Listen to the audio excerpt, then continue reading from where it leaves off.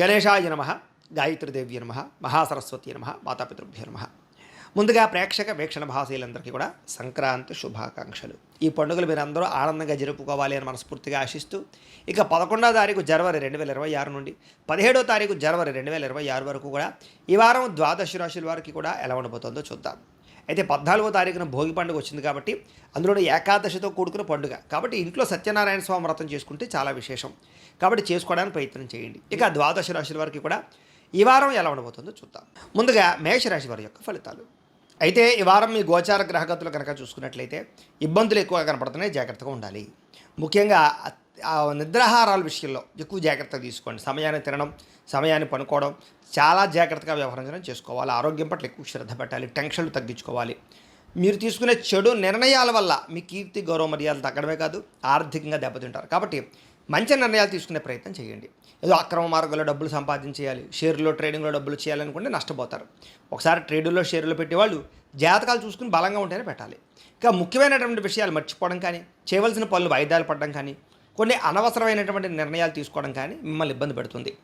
తొందరపాటు మనస్తత్వం వల్ల కూడా అప్పులు రుణాలు చేయవలసిన పరిస్థితి కనపడుతుంది, జాగ్రత్త. అనవసరమైనటువంటి పనులు చేయడం వల్ల టైం వేస్ట్ అవ్వడమే కాదు, డబ్బులు కూడా వేస్ట్ అవుతాయి. ఇక మీతో కొంతమంది మంచిగా మాట్లాడి మీ సీక్రెట్స్ తెలుసుకుని బయట పెట్టి మిమ్మల్ని బ్లాక్మెయిల్ చేసే పరిస్థితులు ఉంటుంటాయి.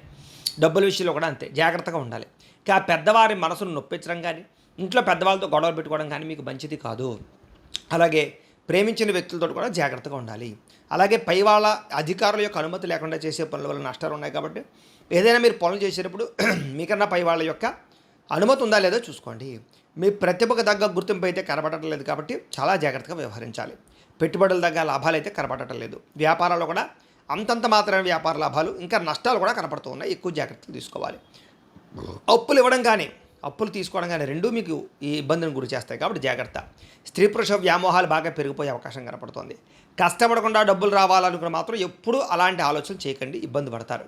ఇక ప్రభుత్వ పరమైనటువంటి ఉద్యోగస్తులకి ఐటీ దాడులు, ఉద్యోగ నష్టాలు, లేకపోతే విజిలెన్స్ దాడులు, రకరకాల దాడులతో ఇబ్బందులు, స్ట్రెస్ బాగా కనపడుతోంది, జాగ్రత్త. నోరు జారడం వల్ల, మాట జారడం వల్ల వివాదాలు, శారీరక కోరికలు పెరిగిపోవడము, చిన్న చిన్న అనారోగ్య సమస్యలు పెద్దవడము, దీర్ఘకాలిక రోగాలు పెరగడము, లేదా కొన్ని ఆర్గాన్ ప్రాబ్లమ్స్ తలెత్తడం జరిగే అవకాశాలు ఉన్నాయి. డబ్బులు కూడా విపరీతంగా ఖర్చు అవుతున్నాయి, జాగ్రత్త. పెట్టుబడులు పెట్టేటప్పుడు అతి జాగ్రత్తలు తీసుకోవాలి. ఏదైనా భూములు, యంత్ర పరికరాలు, గృహాలు కొనేటప్పుడు అతి జాగ్రత్త వ్యవహరించాలి. ఎన్ఆర్ఐలు అంటే ఇతర దేశాల్లో ఉండే భారతీయులందరికీ కూడా ఉద్యోగ నష్టాలు, సమస్యలు ఇరుక్కునే అవకాశం కనబడుతోంది. వివాహం విషయంలో కూడా కుదిరినట్టే కుదిరి వెనక్కి వెళ్ళిపోయే పరిస్థితులు కనపడుతున్నాయి. ప్రేమికుల మధ్య అనవసరమైన గొడవలు పడి విడిపోయేదాకా వెళ్ళే పరిస్థితి కనపడుతోంది. అలాగే మానసిక అశాంతి కనపడుతోందని చెప్పొచ్చు. అలాగే భార్యాభర్తల మధ్య కూడా చికాకులు, గొడవలు కనపడుతున్నాయి. మద్యపాన, ధూమపాన వ్యసనపరులకి ప్రమాదాలు కనపడుతున్నాయి. రాత్రి ప్రయాణాల విషయంలో జాగ్రత్త తీసుకోవాలి. మిమ్మల్ని ప్రేమించే వారి మీదే కోపపడడం కానీ, వాళ్ళతోటి సరిగ్గా మాట్లాడకపోవడం కానీ మీకు ఇబ్బందులకు గురి చేస్తుంది. స్నేహితుల వల్ల కూడా ధన నష్టం కనపడుతుంది, జాగ్రత్త.